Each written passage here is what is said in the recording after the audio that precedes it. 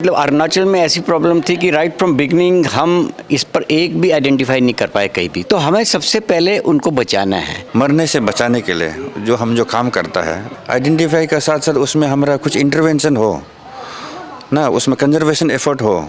काम लगभग 2 साल से चल रहा है हमारा इस वेटलैंड की तैयारी।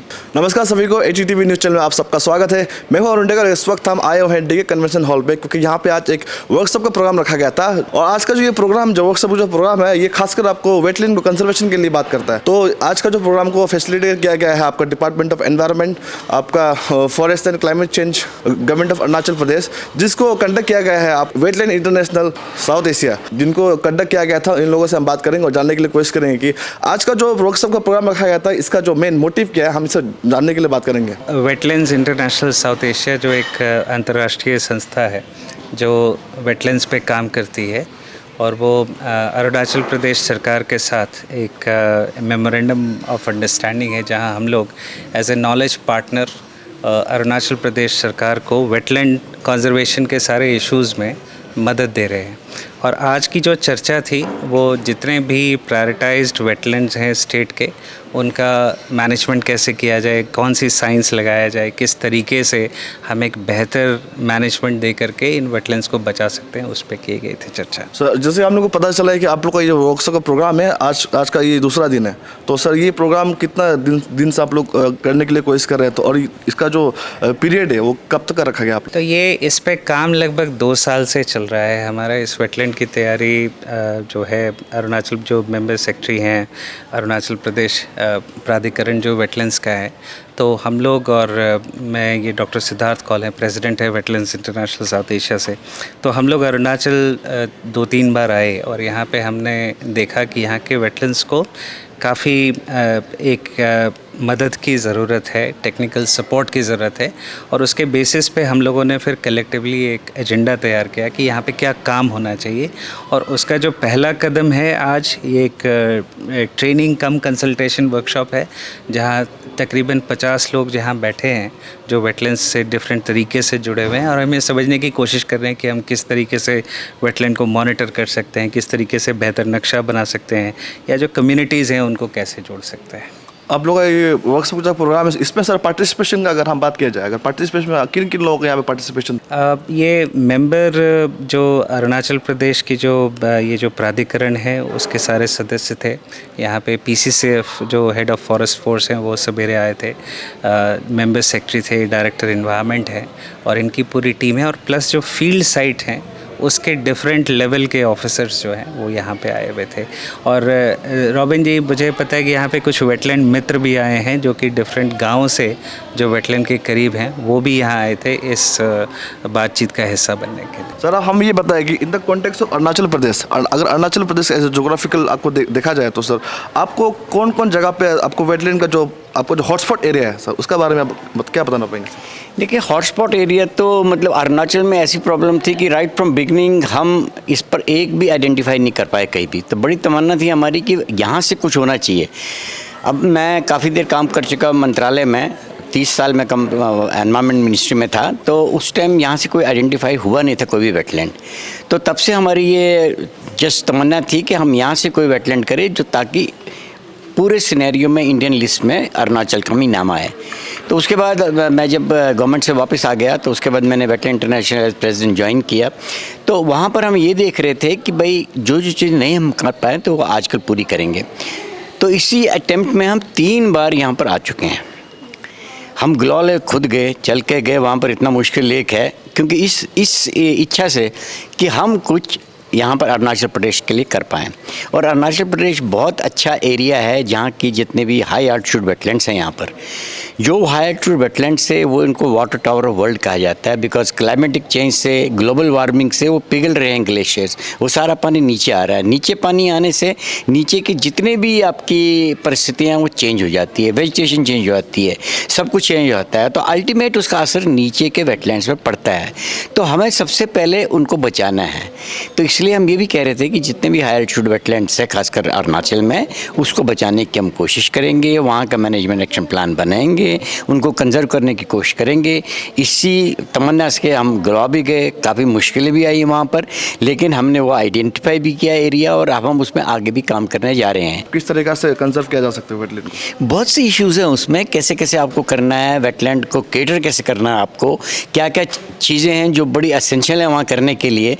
वेटलैंड का एक खाका होना चाहिए आपके पास, आपके वेजिटेशन कैसी है वहाँ पर, आपका फ्लोरा कैसा है, फौना कैसा है, कोई टिपिकल कोई क्या चीज़ है, कोई ख़ास इंडिकेटर जहाँ का कि जिससे वो जाना जाता है और उसको हम कैसे बचा सकते हैं।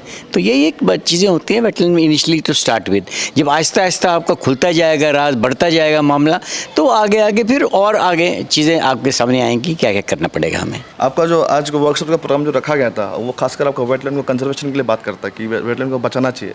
तो आपको क्या लगता है इसको बचाने का आपको फ़ायदा क्या है या फिर नुकसान क्या है सर, उसका बारे में थोड़ा बताइए सर। हम दोहू रोबिन है, director environment climate change and nodal officer भी है ये वेटलैंड का, and expert committee state wetland का हम ये टेक्निकल डायरेक्टर भी है। तो हमारा ये आज यहाँ में MOU साइन हुआ है, मेमोरेंडम ऑफ अंडरस्टैंडिंग, जो कि हमारा वेटलैंड इंटरनेशनल साउथ एशिया जो एक अंतर्राष्ट्रीय जो इंटरनेशनल संस्था है उसका साथ हमने कोलैबोरेट तय करके एज ए नॉलेज पार्टनर, तो हमारा ये वेटलैंड को ये बचाने का जो कंजर्वेशन का जो एफर्ट है उसको हमने आगे लाने के लिए, क्योंकि अरुणाचल में अभी इतना सारा वेटलैंड है लेकिन हमारा एक भी वेटलैंड नोटिफाई नहीं हुआ है और किसी में हमारा कुछ काम नहीं हुआ आज तक। तो उस नाते माने ये बहुत ज़रूरी हो गया कि वो वेटलैंड को आइडेंटिफाई करे, आइडेंटिफाई का साथ साथ उसमें हमारा कुछ इंटरवेंशन हो ना, उसमें कंजर्वेशन एफर्ट हो, तो उसको लाइमलाइट में नेशनल लेवल में एटलीस्ट मैंने लाने के लिए तो हम लोग का ये एक मुहिम है ये कि ये जो वेटलैंड मैनेजर्स हो गया और जो स्टेक होल्डर्स हो गया और जो वेटलैंड मित्रास हो गया उसको हम लोग कैसे करके वो लोग को जागृति देना है, मेनली उसके लिए था। एंड जो भारत सरकार में हमारा जो प्रपोज़ल किस ढंग से हमने उसको भेजना है, उसमें हमने क्या क्या इंटरवेंशन होगा, how to rejuvenate those things, ये सब चीज़ को डिस्कशन करने के लिए आज का ये हमारा ये प्रोग्राम था, वर्कशॉप। सर आप लोग का कुछ इनिशिएटिव आप लोग स्टेप वगैरह लिए कि, क्योंकि हम लोग जब भी देखते हैं कि ओवरऑल कुछ भी चीज़ का अगर हम इन्वेस्टिगेट करते हैं वो जानने के लिए पर्टिकुलर चीज़ को हम जानने के लिए कोशिश करते हैं, हम लोग ग्राउंड रिलेटिव हम लोग as a particular practical way हम लोग जाके हम लोग देखते हैं कि कौन सा स्पोर्ट किस तरीक़ा से हम इन्वेस्टिगेशन वगैरह करते हैं। क्या आप लोगों ने प्रैक्टिकल कोई जो भी स्पोर्ट वगैरह में जाके आप लोगों ने जानने के लिए कोशिश किया क्या सर? नहीं, अभी ये वेटलैंड जो अथॉरिटी है ये दिस सब्जेक्ट इटसेल्फ एक्चुअली हमारा नोटिफाई 2018 में नोटिफाई हुआ। नोटिफाई होने के बाद तो इस चीज़ में लाइक अभी तो हाल फिलहाल में तो माने ये आपका जो रिसर्च एक्टिविटी जो बोल रहा है ये पिछले 2-3 साल से ही अभी हो रहा है, लेकिन उसमें ड्यू टू हमारा कोई बेसलाइन डाटा नहीं, हमारा पास कोई ये साइंटिफिक स्टडी आगे नहीं हुआ है, तो उस नाते हमारा ये बहुत डिफ़िकल्ट है। तो इसलिए हम लोग कोलैबोरेट करके उसमें कुछ काम करने के लिए we need to know the underlying factor, तो उस चीज़ को ये करने के लिए हमने ये आज हम लोग गठन किया है।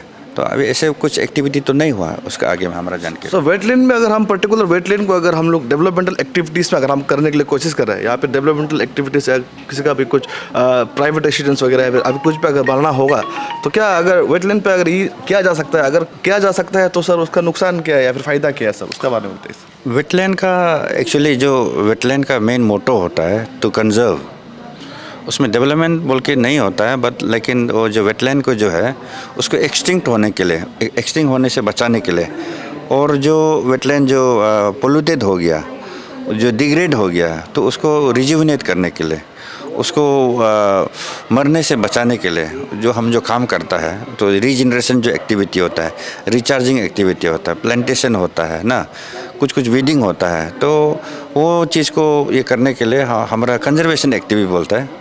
तो साथ साथ डेवलपमेंट लाइक उसको जब देखने के लिए इको टूरिज़्म का माध्यम से कोई टूरिस्ट आएगा देखने के लिए ना, कोई लोग माने तो उसके लिए सम अमाउंट ऑफ माने ये आपका छोटा मोटा डेवलपमेंटल एक्टिविटी तो होगा, like payment and this thing no, protection walls छोटा मोटा, बट देन लार्जली इसका हमारा ये वेल्टन ये हेल्थ कार्ड बनेगा, तो उसके लिए एक मॉनिटरिंग मैकेनिज्म के लिए एक लैब होगा, तो नो द हेल्थ स्टेटस उसका रियल टाइम डाटा के लिए उसका जो ऑटोमेटिक वेदर स्टेशन होगा।